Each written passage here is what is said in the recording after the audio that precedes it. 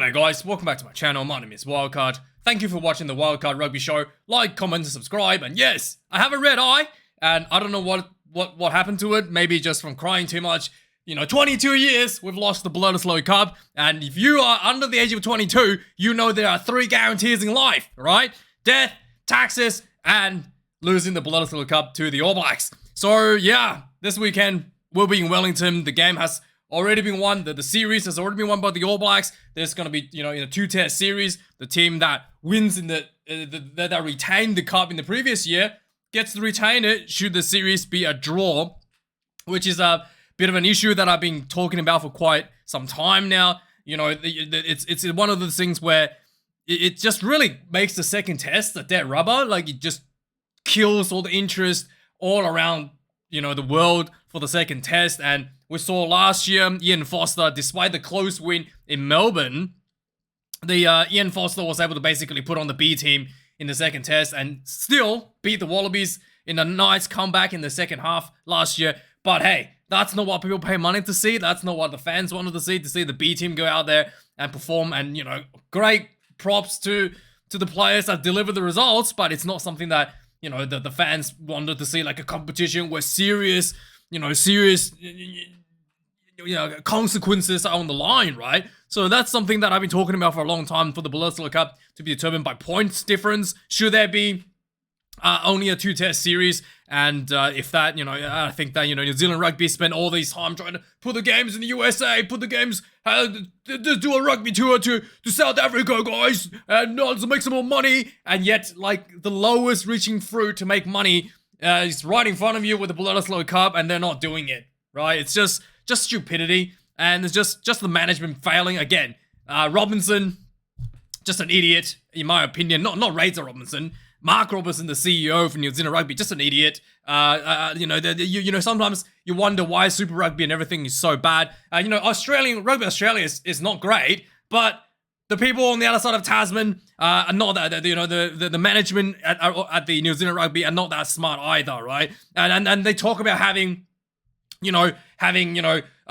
expertise brought in from Silver Lake. Where's expertise? Right? Other than killing off the Rugby Championship and doing a tour to South Africa, that's the expertise they delivered, and not making, you know, the Bledisloe Cup more contested, more interesting to the fans by making it, by making it settled by points difference. Something that's so easy to do, something that costs literally nothing to do, and yet they don't want to. Because there's a problem, right? Because it is more important for the All Blacks to maintain the perfect not losing streak than actually make the game competitive, because, you know, ego and pride is more important, right? And there's a reason why, right? The tour to South Africa is 4 tests, because nobody wants to walk out as a loser of that tour, right? You want it to be a draw, right? But nobody wants to see a draw. Like, not a single fan in the world wants to see a draw. They tried that with the Bledisloe Cup at 4-test series with the 4 tests overseas a number of years ago. That didn't go well for any of us, did it? Right? And look at where we are now, talking about the Bledisloe Cup dropping down to 1 test match in 2026. And you're going to do that again with the South African tour every 4 years. My goodness, these people are just absolute idiots who are running the show. But hey, that's my little rant out of the way. And, you know, we're here to talk about the second test. You know, we're talking about that, you know, there is still a prestige and privilege when you put on the black jersey, and to probably less of extent the Wallabies jersey. And yeah, the players have been selected for the monumental match this weekend. Now, yeah, Joe Schmidt already talked about what I just talked about last week after the post-match function. He thinks that, you know, it'll be better to rethink about how the winner is settled. Not just that the one team that wins the last year retains the cup by default, making the second test a little bit more exciting and make the ticket sales a little bit better at Wellington as well. So obviously the All Blacks has a pretty horrendous record at Wellington. It's already been documented and talked about when they played Argentina there a few weeks ago. Argentina did actually win there as well in Wellington. So the streak continues, and maybe they can break up the streak a little bit against the Wallabies, but it's been an ongoing issue for the All Blacks to win at Wellington. I'm pretty sure the All Blacks last time lost to the England was at Wellington, and it was really windy, and Carlos Spencer couldn't kick couldn't kick its conversions. But yeah, the streak like officially kind of started at the Lions tour when they lost the second test to the Lions in 2017. And then they won against France, and that was pretty much it in 2018. Losing to the Springboks 2018 as well in the same year, 36-34. Losing a draw with the Springboks 2019, so that's not a win. Another draw with the Wallabies in 2020 during the lockdown, the first test in the Bledisloe Cup that year. Losing to Ireland in that historic 3-test series where they lost the series at home in 2022. And obviously Argentina a couple weeks ago was also at Wellington. Yeah, so the losing streak continues, and it is going to be the Sam Cane's 100th test match to the former captain, and this will be the last test match for Sam Cane in home soil for New Zealand. He's retiring from international test match. He signed a 3-year deal with Japan. So never say never. I guess he could potentially come back in a 1 year or two to play for the All Blacks again. But at this stage, he's not just the fact that he signed to Japan, but he's publicly announced that he will be retiring from Test rugby at the end of this year. So this is 100th Test match. This will probably be his swan song. One of the greats for the All Blacks, Richie McCaw clone. And yeah. So Wellington, one of the big factors, as we already talked about, is the wind and the weather. It's going to be raining leading into the game on Saturday, so it might be wet and a bit, a bit slippery on the ground. And yeah, it depends on the. It might be a windy day. Yeah, 19 kilometers per hour. Is that strong wind? I don't even know. Let's see. Wind strong. What is considered like a strong wind? Or like maybe wind average, right? Let's go average wind speed Wellington. Yeah, so average Wellington wind is 16 kilometers per hour, so it's a little bit higher than average. So a little bit windy, I would say. A little bit more windy than normal. 19 kilometers per hour, so a little bit more windy than normal. So again, is that going to be an issue? Is that going to be an issue with the goal kicking? With Damien McKenzie on the bench? Yeah, Beauden Barrett, it's going to have to do the goal kicking, right, this weekend? They know Jordie Barrett's not there. So yeah, this is going to be a windy situation, and Beauden Barrett's going to be kicking goals. So yeah, we'll have to see how that's going to go for either team. And obviously the referee this weekend, it's going to be from Georgia, Nika Ashuma-Kelly. He's really, really good referee, in my opinion. Very, he knows the logbook like the back of his hand. Probably better than the back of his hand, to be honest. He knows the laws that even other referees don't know.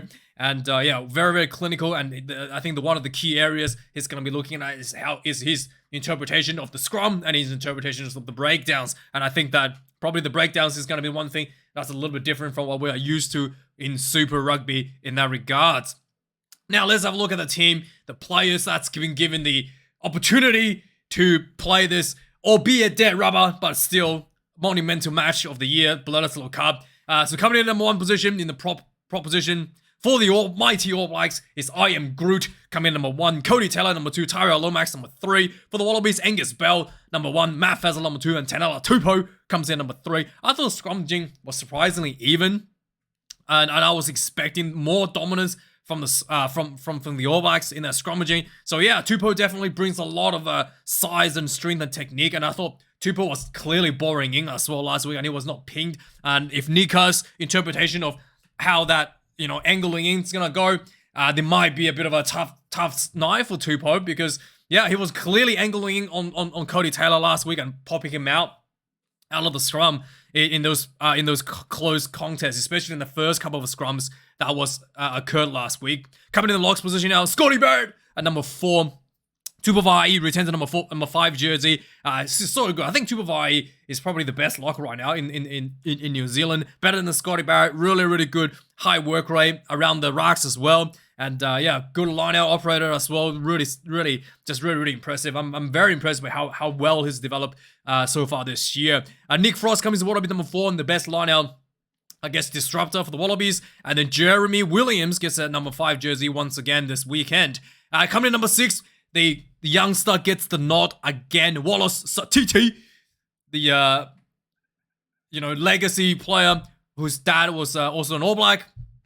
Another really good performance last week. A number of really crucial turnovers of the breakdowns, especially in the second half. Basically helped. Yeah, he was instrumental in helping the All Blacks winning the game or holding on last week for them. Robert Valentini, number 6 for the Wallabies.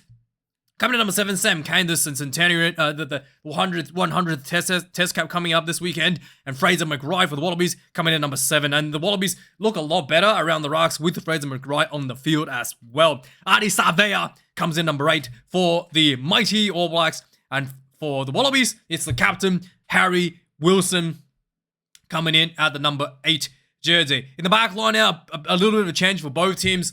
Coming in number 9, both teams has opted to change out their 9s for more experience. TJ Perenara comes in for the All Blacks. He was so good in the second half, saving tackles left and right. I was very, very impressed. And he gets the nod this week to start the game. Jay Gordon for the Wallabies comes in number 9, and he has been called in place of Nick White. So Jay Gordon, another guy who's worked with Nola Laseo mostly this season, who was a bit of a surprise selection last week with Nick White at 9. So yeah, this is a good, going back to the setup that Joe Schmidt is more known for, at least. Coming to number 10 now for the All Blacks. Again, I don't understand. Razor has done this in the second test against Argentina in the second half, where he taken off Damian McKenzie and put Beauden Barrett as a 10 and Will Jordan as a 15 combination. I guess the logic here might be, okay, if I was to take a stab, that they want to develop Will Jordan as more of a playmaker out of the 15, and having Beauden Barrett with that experience as a playmaker from the 15 jersey, working side by side with Will Jordan, could be like a guide, like a mentorships thing going on. It's not about developing Beauden at this point, or trying to find the 10 to replace David McKenzie's, sometimes performance issues are consistent issues. It's not about that. I think it's about having Beauden Barrett being side by side with Will Jordan as a mentorship role to help Will Jordan becoming a more rounded test level fullback. I think that's probably the main goal here for the All Blacks out of the 10 jersey. At number 10 for Wallabies, not a lot to see. Much better performance last week, and a bit more physicality, something that we wanted to see, and that's what that's exactly he needs to bring again this week. And Nola Laseo, pretty sure he was born in New Zealand. When he plays in New Zealand, he gets a bit nervous, and his performance has been very, very lackluster on New Zealand soil. So we'll have to see how he goes this weekend. Maybe he can break that curse and break that mental barrier, I guess, not a curse, for himself. Coming number 11, Caleb Clark was very dominant last week until he gets a yellow card, but still extremely dominant, extremely physical. Dylan Peach gets caught in number 11 jersey ahead of Marika Corbett, who suffered a bit of an injury. Center combinations now changes for the All Blacks. Anton Leonard-Brown gets caught up to the number 12 jersey ahead of Jordie Barrett, who's also suffered a bit of MCL injury, a leg injury, and is currently unsure how long Jordie Barrett's going to be out for. He might not even be available for the November Test Series for the All Blacks tour. For number 13 jersey, unchanged, Riku Ioane. He got his first try this season last week against the Wallabies. I think it was the first try last season. Did he score a try last week? I can't even remember. But Riku Ioane, I think he scored a try last week. And he struggled this whole season to scoring. No, he did score a try, right? Pretty sure he scored a try last week, and someone's going to say, no, he didn't. But no, I'm pretty sure he did score a try, and that was the first one he did. He actually scored this year. For the Wallabies, like I said, Riku has been underperforming quite a bit. With the Wallabies, Hunter Paisami at 12, Lenny Kittel again, number 13. And again, physicality out of 12, and then try to create some opportunities. Get the ball to number 13, and Lenny Kittel will do some of that play around him, creating space for his teammates. Number 14, also for the All Blacks, called in Seville Reese ahead of... Who did he get caught in ahead of? Oh yeah, Seville Reese gets number 14 because obviously Will Jordan moving down to 15 with David McKenzie dropping down to the bench, so they needed another winger there. So Seville Reese is caught up into place. Andrew Callaway gets number 14 jersey once again for the Wallabies. And finally, Will Jordan, we already talked about him, number 15 jersey. Has been extremely good under the high ball. Someone who's, I think, he's one of the few talents in the world that has really good ability to catch a crossfield kick, intercept a crossfield kick from opposition. So that's something that the Wallabies likes to do. And once again, we're going to be watching out him doing some of that in defense. And Tom Wright has found, I think, his form a little bit more last week, especially in the second half. A lot of the Wallaby players has been kind of play inside their shell a little bit for the whole season. And last week has broken out of their shell a little bit. And Tom Wright is one of the players who really starting to feel like a fully kind of confident test player. He showed at least that he's a fully confident test player last week. In the back line, in the reserves now, Asafa Al-Moa comes in number 16 for the All Blacks. Tamati Williams, number 17. Basilio Tossi, number 18, unchanged for the All Blacks. For the Wallabies, Brandon Paenga Amosa, number 16. Isaac Kalea gets caught in at number 17, ahead of James Slipper. And number 18, Alan Alatoa, the man with the tight hip jersey on the number 18 for the Wallabies. Number 19, Patrick Tuipulotu gets caught in ahead of Sam Darry. And Daru was here last week, so Tuipulotu gets caught in. Tuipulotu was the preferred lock combination with Scotty Barrett before he got injured, but I do think that his performance with Scotty Barrett, at least as a combination for the locks, wasn't nearly as good as Tupuvai and Scotty Barrett. Despite the fact that Tuipulotu had an incredible season for the Blues this year in Super Rugby. Lakai Salakam-Loto was incredibly good last week, coming off the bench and just immediately made an impact, carrying the ball defensively. He was truly the bomb squad member. Level of performance out of him last week was really, really impressive. And I think that's what Joe Schmidt wanted them to do, had him on bench to do. And he delivered exactly that. Luke Jacobson for the All Blacks delivered that on their behalf. A number of crucial turnovers for him as well in the second half to diffuse some of the pressure from the Wallabies. And Langi Gleeson, another physical body, bringing out from the bench for the Wallabies. In the backline reserves now, Cortez Radama gets dropped down to the bench at number 21. Tate McDermott retains number 21 for the Wallabies. And number 22, Damien McKenzie gets dropped down to the bench with obviously the, what was his name? Mark Talea dropping out of the squad. And so dropping out of the starting 23. So Damien McKenzie 22. Ben Donaldson gets called back into the 22 jersey ahead of Liner for the Wallabies. And finally, number 23. Both teams have opted for an extra center, showing the emphasis on that midfield battle, emphasis on that center field collision area zone. The Wallabies has opted for David Havili, and Wallabies has opted for Josh Fluke. So yeah, no fullbacks in the number 23 jersey for either teams. And yeah, we'll have to wait and see how this is going to go. I do think that Josh Fluke is in a slightly better physical, slightly better form than David Havili at the moment. David Havili hasn't really delivered for the All Blacks nor the Crusaders this year so far. So interesting selection there for the All Blacks. And yeah, interesting. Let me know your thoughts. With the fact that, again, the goal kicking, I think that it's definitely going to be Beauden Barrett, right?